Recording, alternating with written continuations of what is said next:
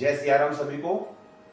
आज हम आपके सामने वाल्मीकि रामायण के बाल कांड के अध्याय 32 की कहानी सुनाएंगे। तो अभी तक प्रभु श्री राम विश्वामित्र जी, लक्ष्मण जी सभी साधु संत के साथ मिथिला जा रहे हैं और रास्ते में वो सोनभद्र नदी के किनारे विश्राम करते हैं। जब वो वहां पर विश्राम कर रहे होते हैं तो राम जी विश्वामित्र जी से कहते हैं कि इस सुंदर वन की जो कहानी है आप हमें सुनाएं। और विश्वामित्र जी उनको इस वन की कहानी सुनाना शुरू करते हैं। तो विश्वामित्र जी कहते हैं कि बहुत समय पहले एक कुश नाम के राजा होते थे।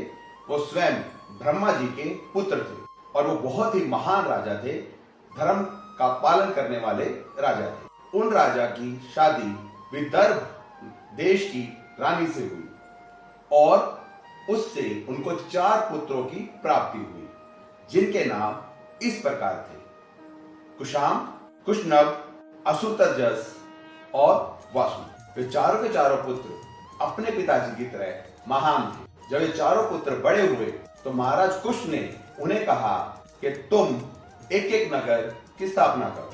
तो उन चारों ने एक एक नगर की स्थापना की, जिनके नाम इस प्रकार थे: कुशाम ने जो नगर बसाया उसका नाम था कुशाम्बी।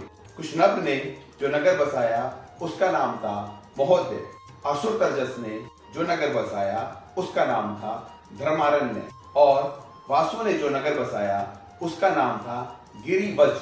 वो चारों के चारों पुत्र अपने पिताजी का हमेशा मान बढ़ाते थे। कुछ समय के बाद कुशनभ की शादी एक अप्सरा के साथ हुई जिसका नाम था धिटाची और उन दोनों के विवाह से 100 पुत्रियों की प्राप्ति हुई।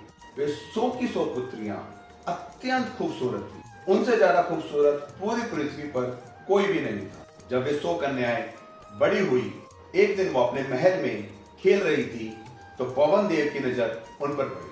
पवन देव की इच्छा हुई कि ये सभी की सभी मेरी संगनी बन जाएं और उन्होंने यह प्रस्ताव उन कन्याओं के सामने रखा। उन कन्याओं ने कहा कि हम अपने पिता की मर्जी के बगैर किसी की संगनी नहीं बन सकते, किसी का विवाह नहीं कर सकते। यह सुनकर पवन देव को क्रोध आया और उन्होंने पवन रूप में उन सभी कन्याओं के अंदर घुसकर उनको कुबड़ी बना दिया, कुरूप बना दिया, उनके अंग टेढ़े मेढ़े कर दिए। और ऐसा होने के बाद वे सभी कन्याएं अपने पिताजी महाराज कुश के पास गई और उन्हें बताया कि पवन देव ने हमें कुरूप कर दिया है। और इस प्रकार से आज का अध्याय की कहानी समाप्त होती है। इसके बाद क्या होगा यह जानेंगे हम कल के अध्याय में।